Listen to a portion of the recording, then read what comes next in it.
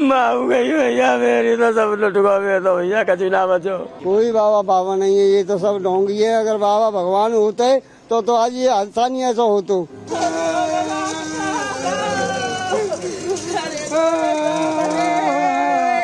चीख ऐसी कि कलेजा फट जाए,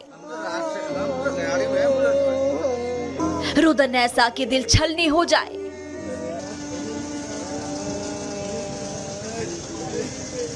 ये कंदरन सुन हर कोई बेचैन हो जाए।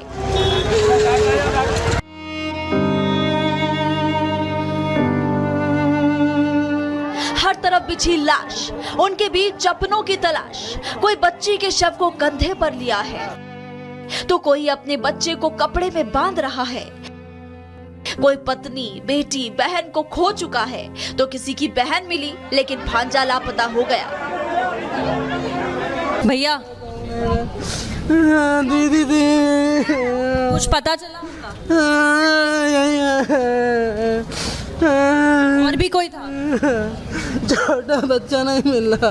बच्चा नहीं मिल रहा। पुलिस वाले कुछ कह रहे हैं? एटा में देखो जाके। कोई जानकारी नहीं। उसमें काम करने आई थी। तो अभी कहाँ से आई थी? जयपुर से आई थी? जयपुर से आए थे सब। जयपुर में कहाँ रहती हो? जयपुर में मॉल की धाड़ी में सुनीता कॉलोनी। एक मिनट, सुनीता कॉलोनी कौन सा थाना लगता है? कौन सा थाना लगता है? हम थाना में कुछ। अच्छा, तो आपके पति का नाम क्या है? आनंद। आनंद। इस बच्चे का नाम क्या है? काव्या। कितनी साल की है? 3 साल की है। अच्छा, क्या घटना क्या हुई थी? अरे एक भीड़ थी, वो एक दूसरे के ऊपर हो गए बच्चे।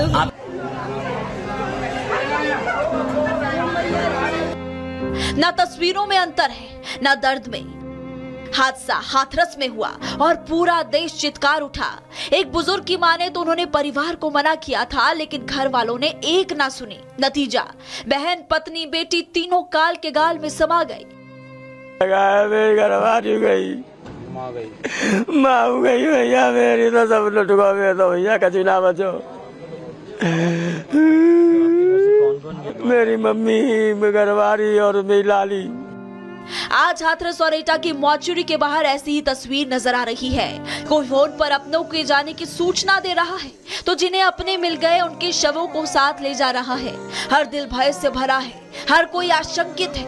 किसी का भतीजा मिला तो भाभी लापता है, तो कोई बाबा को हादसे के लिए जिम्मेदार ठहरा रहा है। मेरी पत्नी। आपकी वाइफ? हाँ। कहाँ है वो? ले गए इसमें। डेथ हो गई है? हाँ, डेथ हो गई। किन के साथ आई थी? गांव की एक हमारी चाची आई और एक बहन जी आई हमारे गांव की। हमारी बेटी हुई आई जो तो सुरक्षित पहुंच गई घर। नहीं, वो जो तीनों खत्म है गई जी। बिटिया मेरी सुरक्षित पहुंच गई घर। बस मैंने मने करी सवेरे, मैंने मत आई तू। मैंने के 2 दिन पहले गई मैंने के, और तू मैंने के 10-15 दिन पैसा महीना खान पी के चली जाओ। कैसे नहीं मानी। कोई बाबा बाबा नहीं है, ये तो सब ढोंगी है। अगर बाबा भगवान होते तो आज ये हादसा नहीं ऐसा होता। सवाल लगातार उठ रहे हैं कि हाथरस से 50 किलोमीटर दूर बाबा के सत्संग में ऐसा क्या हुआ जिसमें सैकड़ों लोगों की जान चली गई। हादसे में मरने वालों में ज्यादातर महिलाएं और बच्चे हैं। भगदड़ को जिन लोगों ने अपनी आंखों से देखा उनकी रूह कांप गई। वहां मौजूद लोगों ने हादसे का कारण बताया। लोगों के मुताबिक जैसे ही बाबा उठा, उसके पैर की धूल लेने के लिए लोग भागे और भगदड़ मच गई। एकदम हादसा है, जैसे पबू उठे गई और तैसे पब्लिक भाज पड़ी। पब्लिक ऊपर तरा ऊपर गिर गई। हम तो भगदड़ हो गई। हाँ, तो पेशाब निकल गई मेरे तो पेट में। और भी कोई लोग थे आपके साथ? हाँ, हमारे गांव में 8-10 जने ही। एकदम भीड़ आई गई। भीड़ ही थे, हम ऊपर तरा ऊपर, हमारे ऊपर खूब जन गिर गई। आप भी उस सत्संग में थी? हाँ। आपके ऊपर भीड़ गिरी, आप कह रही हैं? कितने लोग आए थे आप लोग? हमारे संग तो 3 जने एकदम नीचे गिर गई। तो ये ऊपर तई और ऊपर तई आदमी सब रही गिर गई। भगदड़ वो सत्संग समाप्त होने के समय भगदड़ वो घर पे जाने के लिए कह रहे थे चलो चलो। फिर और नीचे गड्ढा था और वो पानी था, वो उसके भगदड़ के वो दौड़ धक्का बच्ची में वो लोग आ गए थे। अच्छा, कितने लोग रहे होंगे, कुछ अंदाजा है आपको? आपने देखा पूरा कार्यक्रम? वो लोग सारे एक लाख की संख्या थी, सब लोग 1.5 लाख की संख्या थी। कितने लोग होंगे? बहुत ही ज्यादा भीड़ थी मैम, और कम से कम 4 से 4.5 लाख के समथिंग में भीड़ थी। इसी गेट से सब निकलने की कोशिश। जी भगदड़ सी मच गई थी इसी गेट से, नहीं पूरे उसमें होकर ग्राउंड में होकर निकल रहे थे लोग। लोग एक दूसरे पर गिरते गए, जो तस्वीरें आ रही थी, लोग गिरते गए और देखिए पानी भी है, कीचड़ भी है, उसकी वजह से भी सफोकेशन हो गया, पैर फिसला लोग। नहीं पैर तो नहीं फिसला, पानी तो नहीं था ऐसा, केवल भीड़ में भगदड़ होने के कारण ही लोग एक दूसरे के ऊपर होते चले गए, गिरते चले गए। जो नीचे दब गया वो दब गया। एक बंदे के ऊपर 100 लोग उतर रहे हैं तो मरेगा ही बंदा, बचाएगा कहाँ से। लेकिन बाबा की कमी रही है, बाबा यहाँ से आए थे वहीं चले जाते, लेकिन उन्होंने दर्शन के चक्कर में आए थे, उस चक्कर में जुलूस लग गया। जुलूस लगने पर बाबा यहाँ से होकर के ही सीधे गेट से बाहर, यहाँ से वो दूसरा रूट है, वो दूसरा रूट मंच तक बनाया है। पीछे पड़े जी उसी जी गाड़ी छूने के लिए, चरणों की धूल लेने के लिए, इस चक्कर में हुआ है ये हादसा। हादसे में सैकड़ों लोगों की मौत के बाद सवाल उठ रहे हैं, आखिर इन मौतों का जिम्मेदार कौन है? बाबा हादसे के बाद आखिर क्यों गायब हो गया? Bureau report, Republic Bharat. तो आपने ये रिपोर्ट देखी। उधर योगी आदित्यनाथ मुख्यमंत्री पहुंचे हुए हैं हाथरस, पीड़ितों से मुलाकात भी वो करेंगे, लेकिन वहीं दूसरी तरफ आप देखिए कि किस तरह से इस मामले में राजनीति भी शुरू हो गई है। अखिलेश यादव क्या कुछ कह रहे हैं, आइए आपको ये सुनवाते हैं। का मायने ये है कि आप कोई भी इमरजेंसी में लोगों का इलाज नहीं करा पाओगे। किसी तरह की इमरजेंसी आ जाए तो उसमें आप लोगों की कोई सुविधा नहीं दे पाओगे। आप अस्पताल में ले जाएंगे तो खाली अस्पताल होंगे, ना दवाई होगी, ना इंतजाम होगा और ना ऑक्सीजन होगा। तो ये कैसी अर्थव्यवस्था है जो आप कहां पहुंचाना चाहते हो? ये सब इनकी बातें झूठी हैं। जिम्मेदार अगर कोई है तो उत्तर प्रदेश की सरकार जिम्मेदार है, जिसकी वजह से इतने बड़े पैमाने पे लोगों की जान गई है।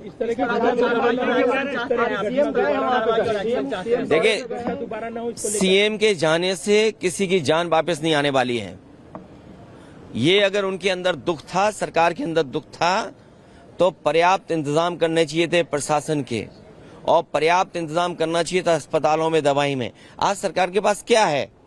अगर कोई इमरजेंसी आ जाए, अगर कोई डिजास्टर अचानक हो जाए, कोई घटना हो जाए, तो सरकार के पास क्या इंतजाम है? क्या पिछले वर्षों से इतने से सरकार चल रही है, बस यही इंतजाम किया है कि लोगों की जान चली जाए? और उत्तर प्रदेश में कोई पहली घटना नहीं है जहां इस तरह की लापरवाही देखने को मिल रही हो। इस तरह की घटनाएं दोबारा ना हो, उसके लिए प्रशासन को और सरकार को जिम्मेदारी से काम करना पड़ेगा। और इस तरह के बड़े आयोजन में कोई न कोई एसओपी बना करके रखनी चाहिए। सर, आपकी तस्वीर वायरल की जा रही है बाबा के साथ, कहा जा रहा है। देखिए, बीजेपी कितना घटिया काम कर सकती है। बीजेपी किसी भी नीचाई तक जा सकती है। बीजेपी का अगर आप, जैसे आप पत्रकार साथी हैं, अगर आप उनके मन की बात ना करो, मन मर्जी की बात ना करो, तो सबसे पहला काम होगा आपको नौकरी से निकालना, और दूसरा काम होगा उस चैनल का बजट कम करना। ये कोई नई बातें हैं क्या? अच्छा, बीजेपी ये जो काम करती है, आप इतने जागरूक लोग हो, पार्लियामेंट, दो पार्लियामेंट बिल्डिंग के बीच में खड़े हो, तब भी आप नहीं जाग रहे हो, बताओ।